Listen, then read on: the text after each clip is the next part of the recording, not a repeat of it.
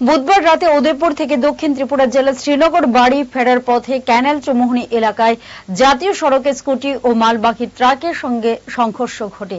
এতে স্কুটিতে থাকা এক ব্যক্তি জাতীয় সড়কে ছিটকে পড়ে গুরুতর আহত হয়। নাম তন্ময় ঘোষ। বুধবার উদয়পুর ক্যানেল চৌমুহনী এই ঘটনা। বাজারে লোকজন দেখতে পেয়ে অগ্নি নির্বাপক দপ্তরকে খবর দিলে তারা এসে আহত ব্যক্তিকে গোমতী জেলা হাসপাতালে নিয়ে যায়। চিকিৎসকরা জানিয়েছেন তন্ময় ঘোষের অবস্থা আশঙ্কাজনক হওয়ায় তাকে জিবি হাসপাতালে রেফার করা হয়। পুলিশ ঘটনাস্থলে উপস্থিত হয়ে ঘটনার তদন্তে নেমেছে। আমরা 20:15 একটা কল পাই, ক্যানেল চৌমুহনীতে একটা অ্যাক্সিডেন্ট হয়েছে।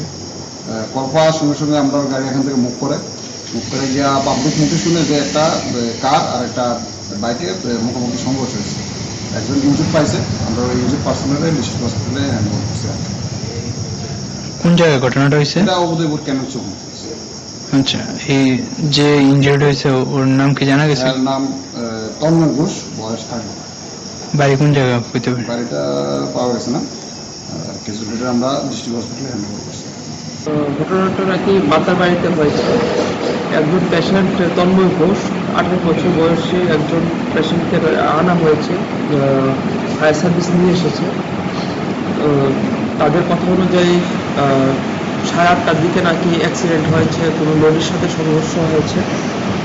তো পেশেন্টের অবস্থা এখন একটু ক্রিটিক্যালি আছে, হাতে এবং পায়ে ব্যথা পেয়েছে, ফ্র্যাকচারও আছে। তো আমরা যা যা ট্রিটমেন্ট করার এখন এগুলো দিয়ে তারপর আমরা ভালো চিকিৎসার জন্য, উন্নত মানের চিকিৎসার জন্য আমরা আগরতলাতে রেফার করতে পারি। জুড়ে থাকে বাঁধন আপনার চেয়েও আপন,